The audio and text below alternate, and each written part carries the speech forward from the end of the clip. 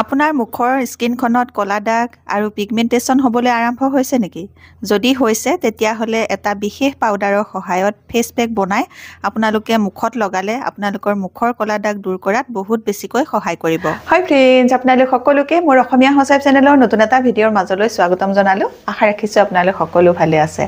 আজি মই আপোনালোকলৈ এনেকুৱা এটা ফেচ পেক লৈ আহিছোঁ যিটো ফেচ পেকে আপোনালোকৰ মুখত থকা কলা দাগ, pigmentation, black heads, white heads এইবোৰ কমাবলৈ সহায় কৰিব আৰু লগতে আপোনালোকৰ স্কিনখন বগা আৰু উজ্জ্বল কৰি তুলিবলৈ বহুত বেছিকৈ সহায় কৰিব। আপোনালোকৰ মাজৰে বহুতে কমেণ্ট কৰি আছিল যে মুখত কলা দাগ পৰিছে আৰু সেই কলা দাগ দূৰ কৰিবৰ কাৰণে এটা উপায় লাগে। সেই উপায়টোকে এতিয়া মই আপোনালোকলৈ লৈ আহিছোঁ। আজি মই আপোনালোকক খুব বঢ়িয়া এটা ফেচ পেক তৈয়াৰ কৰি দেখুৱাম যিটো ফেচ পেকে আপোনালোকৰ মুখৰ কলা দাগ কমাবলৈ বহুত বেছিকৈ সহায় কৰিব। কাৰণ মই মোৰ এই ফেচ পেকটোত এটা বস্তু মিক্স কৰিম যিটো বস্তুৱে মুখৰ কলা দাগ কমাবলৈ সহায় কৰে আৰু সেই বস্তুটোত বহুত পৰিমাণে ঔষধি গুণ আছে। এইটো এটা আয়ুৰ্বেদিক বস্তু হয়, আপোনালোকে ব্যৱহাৰ কৰি চাব, বহুত ভাল ফল পাব। এতিয়া মই আপোনালোকক এই ফেচ পেকটোকে তৈয়াৰ কৰি দেখুৱাম আৰু দেখুৱাৰ আগতে আপোনালোকলৈ এটা ৰিকুৱেষ্ট আছিলে, আপোনালোকে যদি মোৰ এই ভিডিঅ'টো ভাল পায় ভিডিঅ'টোত এটা লাইক কৰিব আৰু এতিয়ালৈকে যদি আপোনালোকে মোৰ অসমীয়া সঁচাই চেনেলটো ছাবস্ক্ৰাইব কৰি লোৱাই নাই তেতিয়াহ'লে সোনকালে ছাবস্ক্ৰাইব কৰি ল'ব আৰু ওচৰতে থকা বেল আইকনটো আপোনালোকে প্ৰেছ কৰি দিব। তেতিয়া মই আহিবলগীয়া সকলোবোৰ ভিডিঅ' নটিফিকেশ্যন আপোনালোকলৈ সোনকালে যাব আৰু সোনকালে মোৰ ভিডিঅ'বোৰ আপোনালোকে চাবলৈ পাব। তেতিয়া আহক এতিয়া এই ফেচ পেকটো কেনেকৈ তৈয়াৰ কৰোঁ চাওঁ বলক। এতিয়া এই ফেচ পেকটো তৈয়াৰ কৰিবৰ কাৰণে মই প্ৰথমেই ল'ম আধা চামুচৰ জোখাৰে পিঠাগুড়ি। পিঠাগুড়িৰ লগত মই আৰু এবিধ বিশেষ পাউডাৰ মিক্স কৰিম যিটো পাউডাৰে আপোনালোকৰ মুখৰ কলা দাগ দূৰ কৰিবৰ কাৰণে বহুত বেছিকৈ সহায় কৰে। আৰু পিঠাগুড়িৰ লগত এতিয়া মই ল'ম কষ্টুৰি হালধি। কষ্টুৰি হালধিও আমাৰ ছালখনৰ উজ্জ্বলতা আনিবলৈ, স্কিনখন গ্ল' কৰিবলৈ বহুত বেছিকৈ সহায় কৰে। যদি আপোনালোকৰ ঘৰত কষ্টুৰি হালধি নাই তেতিয়াহ'লে আপোনালোকে পাকঘৰৰ খোৱা হালধি অকণমান ল'ব আৰু পাকঘৰৰ খোৱা হালধি ল'লে পৰিমাণটো একেবাৰে কমাই ল'ব। মই যিমানখিনি কষ্টুৰি হালধি লৈছোঁ তাতকৈ আপোনালোকে বহুতখিনি কমাই ল'ব। নহ'লে আপোনালোকে কেঁচা হালধিৰ ৰসো দুটোপালমান মিক্স কৰি ল'ব পাৰে। হালধি আৰু পিঠাগুড়ি দুইবিধ বস্তু মিক্স কৰি লোৱাৰ পাছত এতিয়া মই আনিছোঁ সেই বিশেষ পাউডাৰটো আৰু এই পাউডাৰটোৱে হৈছে মুলেঠি পাউডাৰ। মুলেঠি হ'ল এডাল গছৰ শিপাৰ পৰা বনোৱা পাউডাৰ আৰু এই পাউডাৰটোৱে আমাৰ স্কিনৰ কলা দাগ দূৰ কৰিবলৈ বহুত বেছি ভাল কাম কৰে। এটা নেচাৰেল আয়ুৰ্বেদিক বস্তু হয় যিটো বস্তু বহুত ঔষধি গুণো আছে। মুখত থকা কলা দাগ বা পিগমেণ্টেশ্যন দূৰ কৰিবৰ কাৰণে এই মুলেঠি পাউডাৰে বহুত বেছিকৈ সহায় কৰে। এতিয়া মই মুলেঠি পাউডাৰ ল'লোঁ এচামুচৰ জোখাৰে আৰু তাৰ লগতে এতিয়া মই মিক্স কৰিম অকণমান মৌৱে আমাৰ ছালখনৰ উজ্জ্বলতাও বঢ়াব পাৰে, লগতে হাইড্ৰেট কৰি ৰাখিবও পাৰে। আমাৰ স্কিনখন হাইড্ৰেট কৰি ৰখাটো বহুত প্ৰয়োজন কাৰণ বৰ্তমান ঠাণ্ডা দিনত আমাৰ স্কিনখন খুব বেছিকৈ শুকান হৈ থাকে। সেইকাৰণে সেই শুকানতা দূৰ কৰিবৰ কাৰণে আপোনালোকে মৌ ব্যৱহাৰ কৰিব পাৰে। মুখৰ কলা দাগ দূৰ কৰাৰ উপৰিও আমাৰ স্কিনখন হাইড্ৰেট কৰি ৰখাটো বহুত বেছি প্ৰয়োজন ঠাণ্ডা দিনত। সেইকাৰণে সেই হাইড্ৰেশ্যনটো ৰাখিবৰ কাৰণে মই মৌ 1.5 চামুচৰ জোখাৰে ল'লোঁ। আপোনালোকে মৌৰ পৰিমাণটো অলপ বেছিকৈ ল'ব। ভালকৈ মিক্স কৰি ল'লে এনেকুৱা ধৰণৰ হ'ব। আপোনালোকে ভালকৈ মিক্স কৰি ল'ব। মিক্স কৰি লোৱাৰ পাছত ইয়াৰ লগতে মই মিক্স কৰিবলৈ আনিছোঁ অকণমান গ্লিচাৰিন। গ্লিচাৰিনো আপোনালোকে অকণমান বেছিকৈ ল'ব, আধা চামুচতকৈ অকণমান বেছি ল'ব। লোৱাৰ পাছত ভালকৈ গোটেইকেইটা বস্তু এনেকৈ মিক্স কৰি ল'ব। গ্লিচাৰিনো আমাৰ স্কিনখন টাইট কৰি ৰাখিবলৈ, ছালৰ শুকানতা দূৰ কৰিবলৈ, মুখৰ কলা দাগ দূৰ কৰিবলৈ বহুত বেছিকৈ সহায় কৰে। মুখত হোৱা কলা দাগ দূৰ কৰিবলৈ আপোনালোকে এই ফেচ পেকটো লগোৱাৰ উপৰিও কেনেধৰণে শৰীৰটোৰ ভিতৰৰ পৰা যত্ন ল'ব মই ভিডিঅ'টোৰ পিছলৈ আপোনালোকক কৈ আছোঁ। এতিয়া এই ফেচ পেকটো তৈয়াৰ হৈ গ'ল।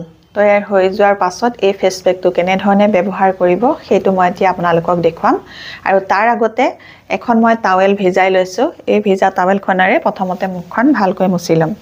আপোনালোকে মুখখন ভালকৈ ফেচ ৱাছ কৰি ধুই ল'ব পাৰে, নহ'লে অকণমান গাখীৰত অকণমান নাৰিকল তেল দি মুখখনত লগাই আপোনালোকে 1 মিনিট মাছাজ কৰি স্কিনখন চাফা কৰি ল'ব পাৰে। মই এতিয়া মুখখন ধুইয়ে আহিছোঁ, গা ধুই আহিছোঁ, সেইটো কাৰণে মই এনেকৈ এখন টাৱেলেৰে মুখখন মুচি লৈছোঁ। তাৰ পাছত লগাম আৰু ফেচ পেক লগালে আপোনালোকে সদায় মুখখন ভালকৈ চাফা কৰি ল'ব, তাৰ পাছতহে লগাব। এতিয়া এইটো কেনেধৰণে লগাব লাগে সেইটো দেখুৱাই দিছোঁ। এতিয়া এই ফেচ পেকটো মই গোটেই মুখখনতে পাতল এটা লেয়াৰ লগাই লৈছোঁ। আপোনালোকেও যেতিয়া ফেচ পেকটো প্ৰথম লগাব তেতিয়া পাতলকৈ এটা লেয়াৰহে মুখত লগাই ল'ব। লগাই লোৱাৰ পাছত আপোনালোকে লাহে লাহে এনেকৈ অকণমানকৈ চাৰ্কুলাৰ মোচনত স্কিনখন মাছাজ কৰিব। বেছি প্ৰেছাৰ নিদিব আৰু লাহে লাহে কৰিব, বেছি স্পিডত বা বেছি জোৰকে নকৰিব কাৰণ ফেচ পেকটোত গ্লিচাৰিন আৰু মৌ মিক্স কৰা হৈ আছে গ্লিচাৰিনটো আঠা বস্তু আৰু মৌটো আঠা বস্তু আৰু ফেচ পেকটো অকমান আঠা হ'ব আপোনালোকে মাসাজ কৰোতে সেইকাৰণে লাহে লাহে কৰিব আৰু যাৰ ঘৰত মৌ নাই গ্লিচাৰিন নাই আপোনালোকে অকমান দৈ মিক্স কৰিব পাৰে আৰু বা কেঁচা গাখীৰ অকনমান মিক্স কৰি বা গোলাপ জল অকনমান মিক্স কৰি আপোনালোকে এই ফেচ পেকটো বনাব পাৰে মোৰ মুখতো কলা দাগ পৰিছিলে আৰু মই এনেকৈ নেচাৰেল হোম ৰেমেডিবোৰ লগাই এতিয়া মোৰ মুখত একেবাৰে কলা দাগ নোহোৱা হৈ গ'ল বেছি মাসাজ কৰিব নালাগে 1 মিনিট আপোনালোকে মাসাজ কৰিব এনেকৈ লাহে লাহে 1 মিনিট মাসাজ কৰি দিলে স্কিনত যদি ডেড স্কিন সেল লাগি আছে সেই ডেড স্কিন সেলবোৰ আঁতৰি যাবলৈ সহায় হ'ব আৰু ডেড স্কিন সেলবোৰ ঠাণ্ডা দিনত আমাৰ স্কিনত থাকেই ছালখন যেহেতু শুকাই থাকে সেইকাৰণে ডেড স্কিন সেল জমা হৈ থাকে আৰু ডেড স্কিন সেল যদি জমা হৈ থাকে স্কিনখনৰ উজ্জ্বলতা নোহোৱা হৈ যায় আৰু স্কিনখনৰ উজ্জ্বলতা আনিবলৈ হ'লে আপোনালোকে মাজে মাজে স্ক্ৰাব কৰি থাকিব স্ক্ৰাব কৰি থাকিলে ডেড স্কিন সেলবোৰ আঁতৰি যাব এনে ধৰণে আপোনালোকে 1 মিনিট মাসাজ কৰাৰ পাছত ফেচ পেকটো আকৌ এটা পলেপ ইয়াৰ ওপৰতে লগাই দিব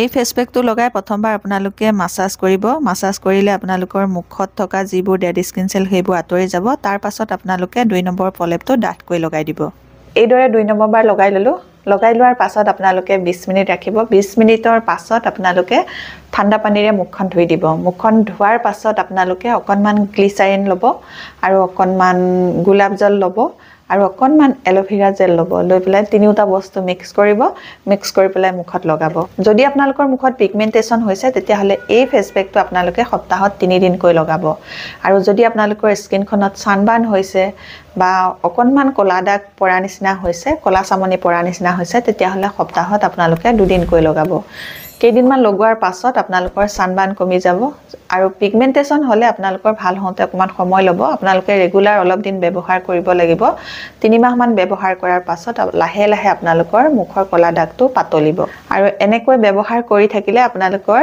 লাহে লাহে দাগটো কমি এসময়ত মুখৰ কলা দাগ নোহোৱা হৈ যাব আৰু ইয়াৰ উপৰিও আপোনালোকে আপোনালোকৰ খোৱা-বোৱাৰ ওপৰত অকমান চকু ৰাখিব আৰু এতিয়া যেহেতু ঠাণ্ডা দিন গতিকে আপোনালোকে বতৰৰ যিবোৰ ফল সেইবোৰ খাব মৌসুমী কমলা এইবোৰ আমাৰ স্কিনৰ কাৰণে বহুত বেছি ভাল হয় ইয়াত ভিটামিন সি আছে ভিটামিন সি আমলখিটো পোৱা যায় আমলখিও আপোনালোকে খাব ভিটামিন সিটো আমাৰ স্কিনৰ কাৰণে ভাল হয় আমাৰ মুখৰ কলা দাগ বা স্কিনৰ কলা দাগ দূৰ কৰিবলৈ বহুত বেছিকৈ সহায় কৰে আপোনালোকে সেই ফলবোৰ খাবলৈ চেষ্টা কৰিব আৰু লগতে এনেকৈ স্কিনখনৰ ওপৰৰ পৰাও যত্ন কৰিব তেতিয়া আপোনালোকৰ মুখৰ কলা দাগ কমিবলৈ সোনকালে সহায় হ'ব আজিৰ এই ভিডিওটো মই মানতে সামৰিম নতুন এটা ভিডিও লৈ আপোনালোকৰ মাজলৈ আকৌ আহি আছো তেতিয়ালৈকে নমস্কাৰ আজিলৈ